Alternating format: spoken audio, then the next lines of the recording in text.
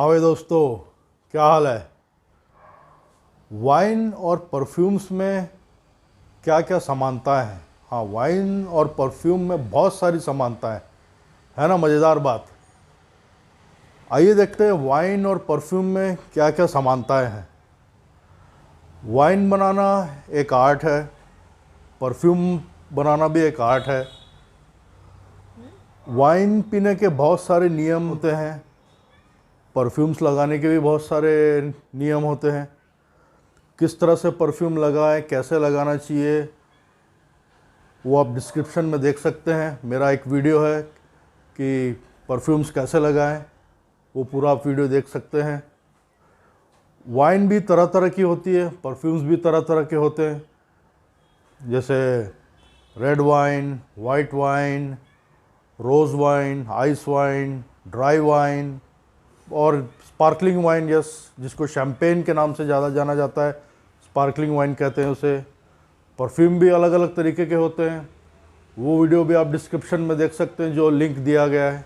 जैसा कि मैंने कहा कि वाइन पीने के कई नियम होते हैं।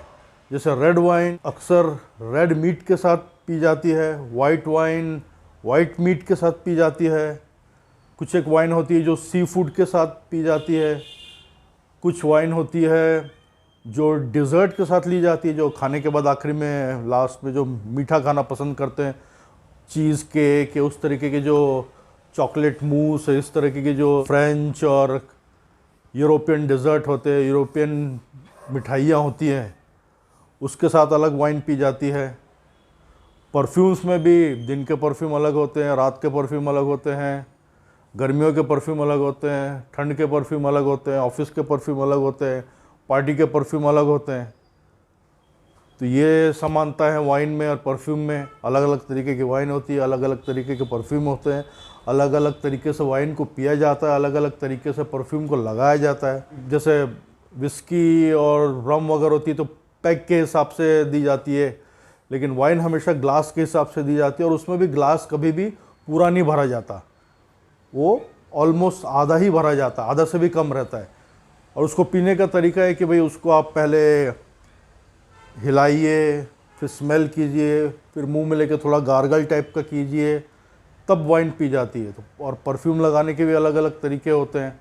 और ये है कि जो अलग अलग वाइन होती है वो अलग अलग ग्लास में पी जाती है, मतलब हर एक तरीके की जो वाइन होती है उसके अलग तरीके के ग्लास होते हैं, अलग टेम्परेचर में सर्व की जाती है, कुछ थोड़े ज़्यादा टेम्परेचर में, कुछ थोड़े कम टेम्परेचर में।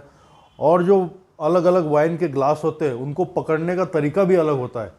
किसी को आप ऊपर से पकड़ते हैं, किसी को ऐसा नीचे से पकड़ते हैं। तो इतने सारे नियम कायदे कानून वाइन में हैं, उसी प्रकार से परफ्यूम्स में भी हैं। ऐसा नहीं कि आप कोई भी परफ्यूम कभी भी उठा के लगा लिए। इस तरह से कई कायदे कानून नियम वाइन के भी हैं, परफ्यूम्स के भी हैं, इसलिए इसमें काफ़ी समानताएं हैं।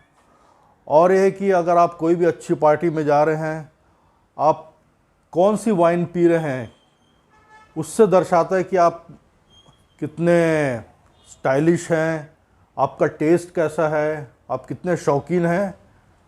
वही परफ्यूम के साथ भी है, आप कौन सा परफ्यूम लगाते हैं, किस तरह से लगाते हैं, कौन से समय लगाते हैं, उससे भी यही पता लगता है कि आप कितने स्टाइलिश हैं, आपका टेस्ट कैसा है, आप कितने शौकीन हैं अच्छी चीज़ों के, अच्छी तरह से रहने के। वो सब परफ्यूम और वाइन दोनों आपके बारे में बताती हैं।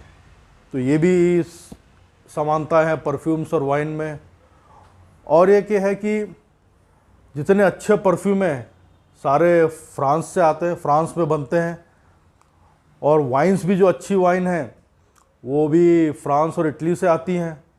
इवन जो जितने भी बड़े बड़े डिज़ाइनर हैं या तो इटालियन हैं या तो फ्रेंच हैं, और परफ्यूम्स जितने अच्छे हैं वो फ्रांस से ही बन के आते हैं। अगर डिज़ाइनर इटालियन है फिर भी उनके परफ्यूम्स फ्रांस में बनते हैं। वाइन भी अच्छी वाइन जो है फ्रांस में बनती है और इटली में बनती है। तो ये भी समानता है वाइन में। तो कुल मिला के परफ्यूम और वाइन में बहुत सारी समानता हैं। दोनों एक स्टेटस सिंबल जैसा है, और आपके पर्सनालिटी कैसी है वो भी दर्शाता है कि आप किस तरह की वाइन पीते हैं और किस तरीके का परफ्यूम लगाते हैं। तो ये था दोस्तों वाइन और परफ्यूम के बारे में क्या क्या समानता हैं, क्या क्या सिमिलरिटीज़ हैं, उम्मीद है आपको पसंद आया होगा। लाइक कीजिए, शेयर कीजिए, सब्सक्राइब नहीं किया तो सब्सक्राइब कीजिए। जल्दी मिलते हैं एक और वीडियो के साथ, तब तक अपना ध्यान रखिए। धन्यवाद।